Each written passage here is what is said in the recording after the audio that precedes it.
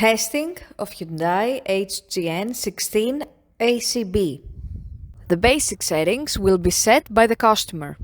For testing, we add the 220 volt AC power supply.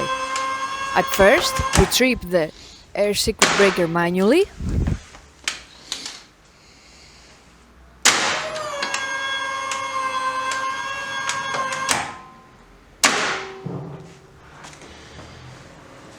Then we trip the ACB with the help of the UVT.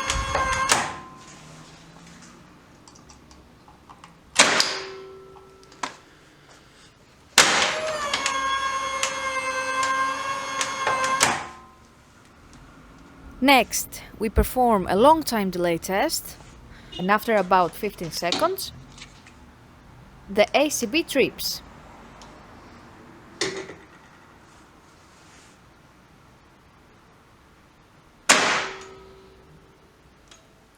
Lastly, we perform a short time delay test, and the breaker trips almost instantly.